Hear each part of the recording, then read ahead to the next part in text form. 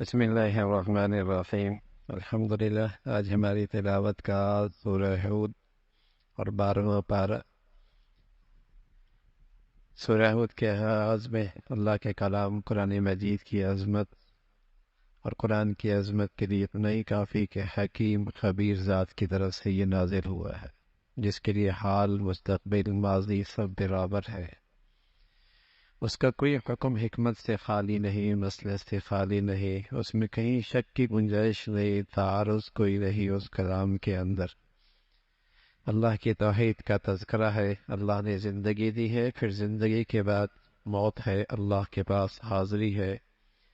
معاش کا مسئلہ اللہ نے حل کر رکھا ہے، ساری مخلوق کی معاش کی ذمہ داری اللہ کے ذمہ ہے۔ وہ تو انسان کی اپنی کرتوت ہے کہ کوئی نظام غلط بنا دیا اور اللہ کی ہدایت کی روشنی کے بغیر ضابطۂ زندگی بنا لیے، قوانین معاشی بنا لیے کہ آج انسان معاشی طور پہ پریشان ہے، ورنہ اللہ کی طرف سے تو سارا نظام جب انسان کو دنیا میں بھیجتا ہے تو روزی پہلے بھیجتا ہے، اور اس کا منظر ہر آدمی دیکھتا ہے۔ ماں کی چھاتی کے اندر دودھ کوئی نہیں ہوتا، بچہ آتا ہے چھاتی میں دودھ آ جاتا ہے، اور ماں کے پیٹ کے اندر اس اندھیرے کے اندر اس کی غذا کا انتظام کون کرتا ہے؟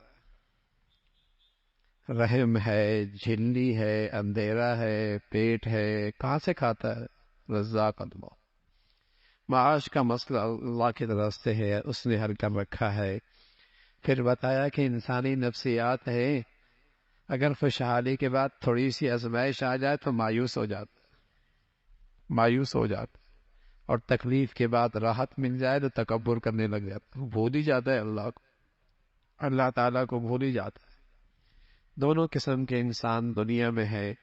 ایک تو وہ طبقہ بھی ہے جس کی زندگی کا مقصد ہی دنیا ہے، آخرت میں ان کے لیے پھر کچھ نہیں ہے۔ کچھ وہ لوگ ہیں زندگی کی ضروریات کے لیے دنیا میں محنت کرتے ہیں، لیکن ان کی زندگی کا مقصد آخرت سنوارنا ہے، یہ کامیاب لوگ۔ ایک تو وہ طبقہ ہے جو دنیا کے لیے جیتا ہے، دنیا کے لیے مرتا ہے، اس کے لیے آخرت میں کوئی حصہ نہیں۔ اور ایک وہ طبقہ ہے جو دنیا کی ضروریات کے لیے بھی محنت کرتا ہے، لیکن اس کی ترجیح آخرت، وہ دنیا کی زندگی کے اندر بھی سامنے آخرت کو رکھتا ہے، اس کا تذکرہ فرمایا ہے۔ اور پھر اللہ کی نہ ماننے والے اور ماننے والے اندھے بہرے ہیں، جو اپنی بینائی سے فائدہ اٹھا کر اللہ کا قرب حاصل کر لیتے ہیں، ہدایت حاصل کر لیتے ہیں۔ انہوں نے گویا کہ بینائی کا حق ادا کیا، یہ بینا ہے، اور جو بینائی رکھنے کے باوجود بینائی کے تقاضے پورا نہیں کرتے وہ تو اندھے ہیں۔ اندھے اور بینے برابر نہیں ہو سکتے۔ نوح علیہ الصلوۃ والسلام کا پھر تذکرہ ہے، اللہ کی وحدانیت کی دعوت دی ہے، قوم سے کہہ دیا میری تم سے کوئی مفادات نہیں ہے، بے غرض تمہیں اللہ کی طرف بلاتا ہوں، اور نہ میں یہ کہتا ہوں کہ میں کوئی تمہاری مشکلات حل کرنے والا ہوں، مشکلات تو حل کرنے والا اللہ ہے، خزانے اس کے پاس ہیں، تم مانو گے تم نجات پالو گے۔ قوم نے مذاق اڑایا کہ تمہاری تو ہمارے اندر کوئی خاص حیثیت ہی نہیں ہے، تو آپ کی پیروی کیوں کریں؟ تم عام سے آدمی ہو، ہم تمہارے پیچھے کیوں لگے؟ بہت سمجھایا، اللہ کی طرف سے حکم آیا کہ اب اس قوم کے لیے ہلاکت کا فیصلہ ہوا ہے، تم کشتی بنا لو۔ کشتی بنانے لگے، قوم گزرتی مذاق اڑاتی ہے، کہاں صحرا میں کشتی چلاؤ گے؟ صحرا میں کشتی چلاؤ گے؟ مذاق اڑانے لگے۔ اللہ کی طرف سے فیصلہ ہو گیا، آسمان سے پانی برسا ہے، زمین سے بھی پانی ابلنے لگا ہے، اور پانی ہی پانی ہے۔ صرف وہی لوگ بچے جو کشتی پہ سوار ایمان والے تھے، اور کچھ جانوروں کو جو سوار کیا تھا وہی بچے۔ حضرت نوح کا بیٹا بھی نہ بچ سکا، آپ کی نبوت نے آپ کے بیٹے کو بھی نہیں بچایا، اس لیے کہ ایمان جو نہیں تھا، ایمان نہیں رہا، تو باپ کی نبوت نے بھی بیٹے کو نہیں بچایا۔ کام تبھی آتا ہے بزرگی، کسی بزرگ کے لیے کسی کی بزرگی تبھی کام آئے گی جب ایمان تو ہو، پھر اولاد کے لیے بھی کام آئے گی، دوسروں کے لیے بھی کام آئے گی۔ یا بیٹا ہے وہ بھی غرق ہو گیا اور اسے سمجھایا لیکن وہ نہ مانا، وہ بھی غرق ہو گیا، تو نبی کی نبوت بھی بیٹے کے لیے کام نہ آئی، اس لیے کہ ایمان کوئی نہیں، اس کا تذکرہ فرمایا۔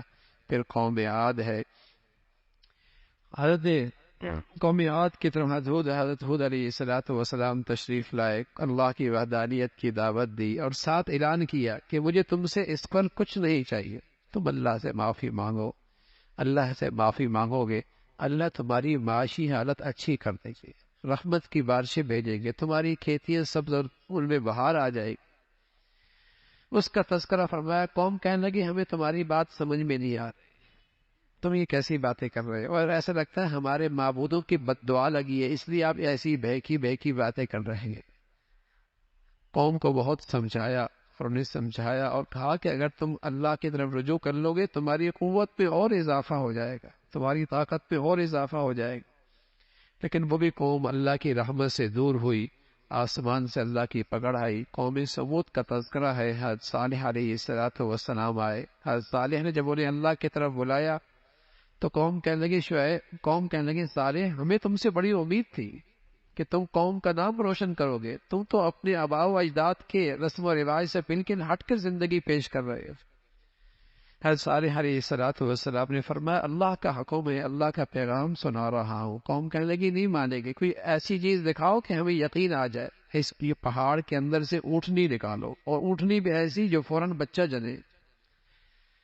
حضرت صالح علیہ السلام نے اللہ سے دعا کی، اونٹنی بھی آ گئی، اس نے بچہ بھی جن دیا۔ اللہ کی طرف سے یہ معجزہ تھا، حکم دیا دیکھو ابھی یہ معجزہ ہے، اسے قتل نہ کرنا، نقصان نہ پہنچانا، لیکن قوم نے اسے قتل کر دیا۔ اللہ کا عذاب آیا، حضرت جبرائیل نے چیخ ماری، ان کے کلیجے پھٹ گئے، نیست و نابود ہو گئی۔ حضرت ابراہیم علیہ السلام کے پاس قاصد آئے، فرشتے انسانی شکل میں آئے، قاصد انسانی شکل میں آئے۔ آپ نے جلدی جلدی ان کے لیے مہمانی کا انتظام فرمایا، بچھڑا بھونا ہوا ان کے سامنے رکھا۔ فرشتے کہاں کھاتے ہیں، لیکن انسانی شکل میں تھے، نبی بھی نہیں پہچانے، اس لیے کہ غیب کا علم تو اللہ کے پاس، غیب کا علم اللہ کے پاس ہے۔ جب انہوں نے ہاتھ آگے نہ بڑھایا تو آپ ڈر گئے، شاید کوئی نقصان پہنچانے کے لیے آئے ہو، اس لیے کہ ان کے اس زمانے میں بھی یہ رواج تھا کہ جو جس کا نمک کھا لے گا تو وہ گھر والا اس سے امن میں آ جائے، نمک جو کھا لیا امن میں آ جائے گا۔ اور یہاں تو جو جتنا زیادہ نمک کھاتا ہے اتنا نمک خراب کرتا ہے۔ تو وہاں یہ تھا کہ نمک کھا لیا تو نقصان نہیں پہنچائے گا، وہ کھانا نہیں کھا رہا ہے، گھبرا گئے، شاید نقصان پہنچانے کے لیے آئے ہیں۔ انہوں نے کہا نا ہم اللہ کے قاصد ہیں، ہم فرشتے ہیں، ہم نہیں کھاتے، ہم تو آپ کو بیٹے کی خوشخبری دینے کے لیے آئے ہیں، اسحاق کی، اور اسحاق کے بعد پھر آپ کا پوتا ہوگا یعقوب۔ بیوی سن رہی تھی، پاس میں سن رہی تھی آواز، بیٹا بیٹا، جیسے عورتوں کی عادت ہوتی ہے، حیرانگی میں یوں سر پہ ہاتھ ہمارا، بیٹا ہوگا، میں بوڑھی، میں بانجھ ہوں، یہ بوڑھا ہے، بیٹا کیسے ہوگا؟ حیرت کی بات ہے، ہمارا بیٹا کیسے ہوگا، یہ بوڑھے ہیں، میں بانجھ ہوں، اس عمر میں بیٹا ہوگا؟ فرشتوں نے کہا اللہ کی رحمت تو آپ کے گھرانے پہ خاص ہے، آپ کے گھر پہ تو خاص برکت ہے، آپ کیوں حیرت کرتی ہیں؟ آپ کے گھر پہ تو اللہ کی خاص رحمت ہے، بیٹا ہوگا، پوتا بھی ہوگا۔ اور پھر بتایا کہ ہم درمیان میں آپ کو یہ خوشخبری دینے کے لیے آئے ہیں، اصل تو قوم لوط کی طرف آئے ہیں، اور اس قوم کو ہلاک کرنے کے لیے آئے۔ وہ قوم بہت گندی تھی، ہم جنسی کے اندر مبتلا تھی، اغلام پرستی اس کا مرض ان کے اندر موجود تھا۔ جب یہ انسانی شکل میں گئے، خوبصورت تھے، تو وہ قوم گندگی کے جذبات کے ساتھ، گندگی خیالات کے ساتھ دوڑتی ہوئی آئی۔ حضرت لوط علیہ السلام سے ان نوجوانوں کو حوالے کرنے کی درخواست کی۔ آپ نے کہا میرے مہمان ہیں، مجھے کون رسوا کرتے ان مہمانوں کے سامنے، وہ بھی نہ پہچانے کہ یہ فرشتے۔ جب زیادہ پریشان ہوئے حضرت لوط علیہ السلام تو فرشتوں نے عرض کر دیا آپ نہ گھبرائیں، ہم اللہ کے فرشتے ہی ہمارے قریب نہیں آ سکتے، بس آپ رات کو نکل جائیں، آپ رات کو یہاں سے نکل جائیں، اللہ کا فیصلہ ان کی ہلاکت کا ہو چکا ہے، آپ کی بیوی نہیں بچی، آپ کی بیوی نہیں بچی گی، اس کا تذکرہ فرمایا۔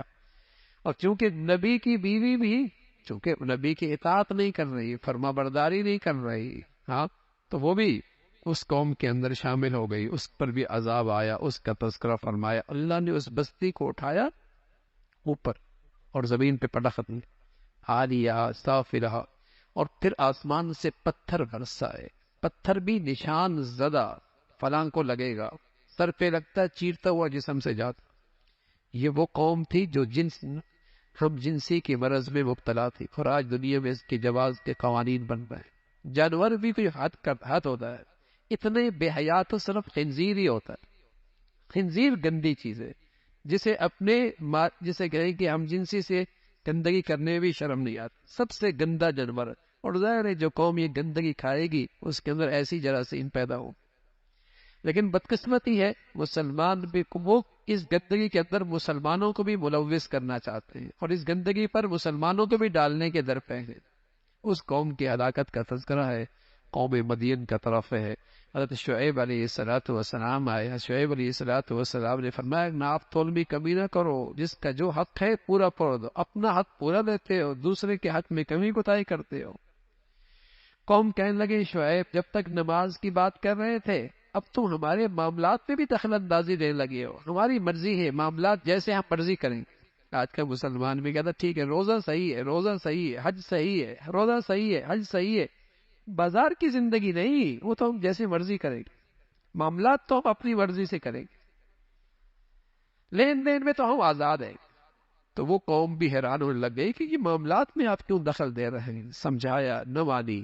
قوم کہنے لگی ہمیں آپ کی بات سمجھ میں نہیں آتی، اگر آپ کے خاندان کا خیال نہ ہوتا تو ہم آپ کو پتھروں سے سنسار کر دیتے۔ شعیب علیہ السلام فرمانے لگے تمہیں میری قوم کا لحاظ ہے، تمہیں اللہ کا لحاظ نہیں ہے، اللہ کا لحاظ نہیں ہے۔ اس قوم پر بھی اللہ کا عذاب آیا، اس کا تذکرہ فرمایا۔ پھر موسیٰ علیہ السلام اور اللہ رب العزت نے موسیٰ علیہ السلام کو آپ کے دشمن کے مقابلے میں، آپ کے دشمن کو نیست و نابود فرعون کو کیا، اس کا تذکرہ فرمایا۔ فرمایا جو فرما برداری کی زندگی گزارے گا ہمیشہ جنت میں رہے گا، نافرمان رہے گا ہمیشہ جہنم میں رہے گا۔ فرمایا اللہ اس قوم کو اس وقت تک ہلاک نہیں کرتا جب تک کہ اس قوم کے خوشحال لوگ اللہ کی نافرمانیاں کھلے طور پہ نہیں کرتے، اور اس میں پھر کوئی روکنے والا بھی نہیں ہوتا، منع کرنے والا بھی نہیں ہوتا، برائیوں کی روک ٹوک بھی جب ختم ہو جاتی ہے پھر اللہ کا عذاب آتا ہے، اس کا تذکرہ فرمایا۔ پھر حضرت یوسف علیہ السلام کا واقعہ سورہ یوسف کے اندر بڑے تفصیل کے ساتھ، اور قرآن نے اس واقعے کے بارے میں فرمایا بہترین قصہ، بڑھیا قصہ، بڑے اس میں عبرت کی چیزیں ہیں، سبق آموز باتیں ہیں، اور بہت سارے اسے کہیں کہ زندگی کے اس میں مسائل کا حل ہے، ایسا واقعہ ہے۔ حضرت یوسف علیہ السلام 12 بھائی تھے، ایک ستیلے ماں سے تھا، باقی ایک ہی باپ سب کا ایک تھا، مائیں 2 تھی، تو 11 بیٹے ایک ماں سے تھے، ایک بیٹا دوسری ماں سے تھا۔ حضرت یوسف علیہ السلام نے خواب دیکھی، خواب میں کیا دیکھتے ہیں کہ 11 ستارے، ایک سورج اور ایک چاند اسے سجدہ کر رہے ہیں۔ تعبیر واضح تھی، 11 سے مراد 11 بھائی ہیں، ستاروں سے مراد اور سورج اور چاند سے مراد ماں باپ ہے۔ یہ خواب دیکھی، اپنے ابا کو بتایا، یعقوب علیہ السلام کو، خواب سمجھ گئے اللہ میرے بیٹے کو بھی بڑی شان دینے والے ہیں، بڑا مرتبہ دینے والے ہیں۔ کہنے لگے بیٹے بھائیوں کو نہ بتانا، لیکن بھائی حسد کرنے لگے، اللہ اکبر۔ اور اس حسد کی آگ میں جلتے چلتے باپ سے بیٹے کو بھائی کو لے گئے، جنگل میں لے گئے، اور جنگل میں جا کر ایک کنویں میں ڈال دیا، اور بہانہ بنا کے لے کے آ گئے کہ ایک قمیض خون سے، اس پہ خون کے داغ تھے کہ بھیڑیا نے کھا دیا۔ حضرت یعقوب علیہ السلام افسردہ، غمگین، آنکھوں سے آنسو جاری، اللہ کی ذات پہ اعتماد اور بھروسہ، اور معاملہ اللہ کے سپرد کر دیا۔ وہاں ایک قافلہ جا رہا تھا، اس قافلے نے اس کنویں سے اس بچے کو اٹھایا اور مصر کے بازار میں جا کے بیچ دیا، مصر کے بازار میں بیچا، اور بیچنے کے بعد وہ خریدار مصر کا وزیر خزانہ تھا جو بے اولاد تھا۔ ایک نئی آزمائش، ایک نیا امتحان حضرت یوسف علیہ السلام کی زندگی میں آ گیا۔ خوبصورت بھی بہت تھے، نیک سیرت پہ پڑے تھے، خوبصورتی بھی تھی اور سیرت بھی بہت بڑھیا تھی، تو کشش تھی، حسن کے اندر کشش تھی۔ فتنے میں پڑ گئی وہ گھر کی ملکہ، گھر کی خاتون فتنے میں پڑ گئی، اور اس نے اس نوجوان کو گناہ کی طرف دعوت دی۔ نوجوان کہنے لگا اللہ کی پناہ، اللہ دیکھ رہا ہے، اللہ کی پناہ۔ لیکن اس نے اپنی پوری توانائی لگا دی، دروازے بند کر دیے، اپنی طرف بلایا، آپ دوڑ پڑے اللہ کے سہارے، دروازے کھلتے چلے گئے۔ آدمی ہمت کرے، اللہ سے مدد مانگے، بڑی سے بڑی برائی کی گندگی سے نکلنا بھی آسان ہے، لیکن اگر کوئی ہمت ہی نہ کرے اور اللہ کے سے مدد ہی نہ مانگے اور پھر کہے کہ میں گناہ نہیں چھوڑ سکتا، تو پھر تو اس کی اپنی کمزوری ہے۔ ہمت کر لے اور اللہ سے مانگے تو اس کی برکت سے اللہ رب العزت گناہوں کی گندگیوں سے بچا لے گا۔ دیکھتے نہیں دودھ کتنی گندے ماحول سے نکلتا ہے، کون پلاتا ہے، کتنے گندے ماحول سے. خون موجود ہے نا بھائی، وہاں گوبر بھی موجود ہے، لیکن جب تنوں سے دودھ نکلتا ہے تو صاف شفاف، نہ رنگت میں فرق آتا ہے نہ ذائقے میں فرق آتا ہے. جو اللہ اپنی قدرت وہاں دکھا رہا ہے، وہ اللہ اس گندے ماحول کے اندر بھی اس آدمی کو صاف ستھرا نکال دیں گے. ہمت کرے گا دعا کرے گا، ہمت کرے گا اللہ سے مدد مانگے گا، اللہ تعالیٰ اس کو ایسے صاف ستھرا کر کے نکالیں گے. اس کا تذکرہ فرمایا. لیکن جب اس نے دیکھا، اس خاتون نے دیکھا اپنی ذلت، اپنی رسوائی، تو حضرت یوسف پر الزام لگا دیا کہ اس نے مجھ پہ حملہ کیا ہے، میری عزت پر، میرے آبرو پر. اسی کی خاندان کے ایک فرد نے گواہی دی کہ یوسف سچے ہیں، یوسف پاک دامن ہے، یوسف سچے ہیں، یہ عورت جھوٹی ہے.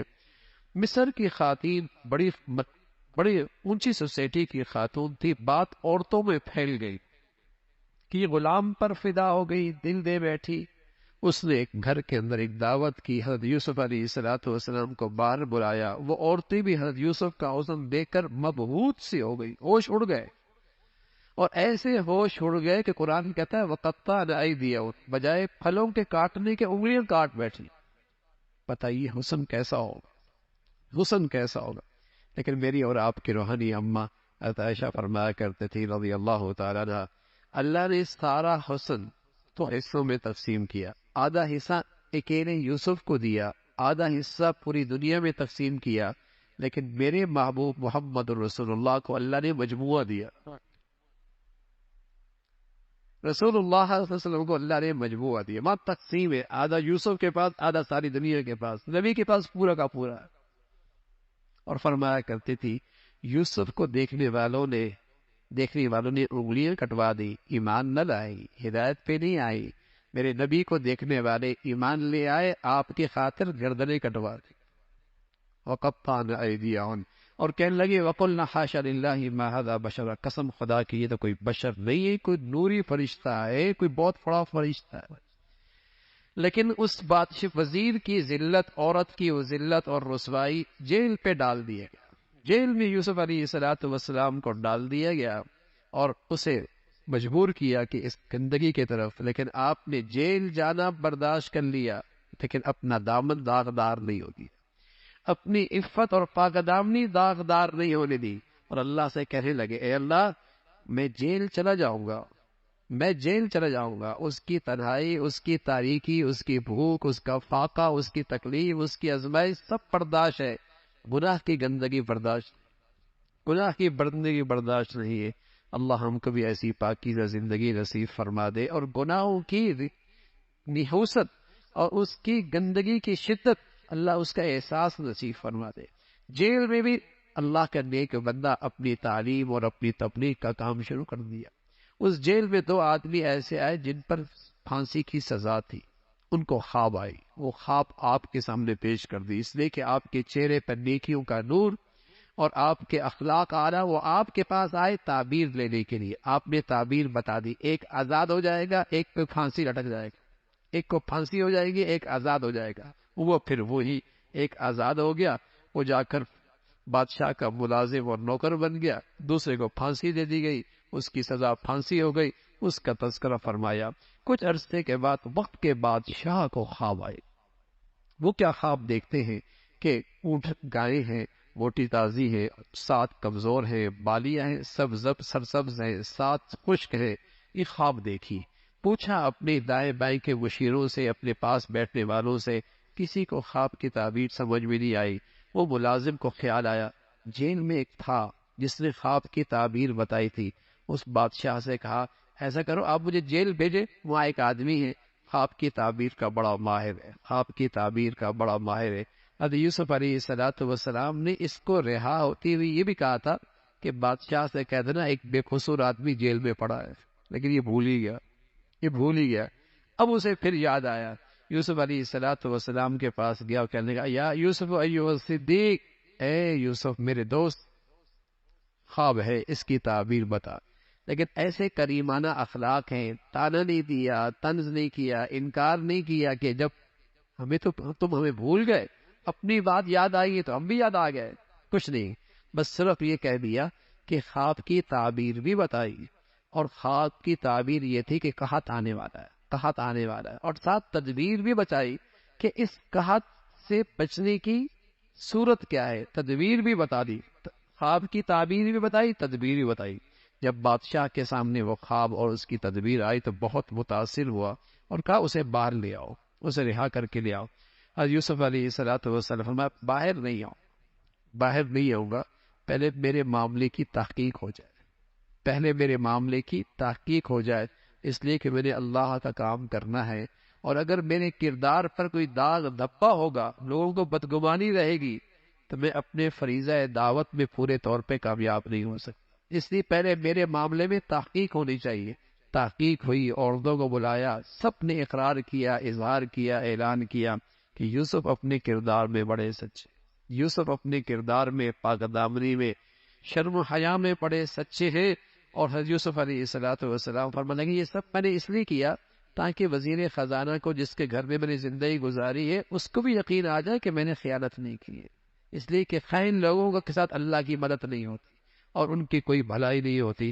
حضرت یوسف کا واقعہ آگے چل رہا ہے، انشاءاللہ کل آگے تلاوت ہوگی۔ اللہ عمل کی توفیق نصیب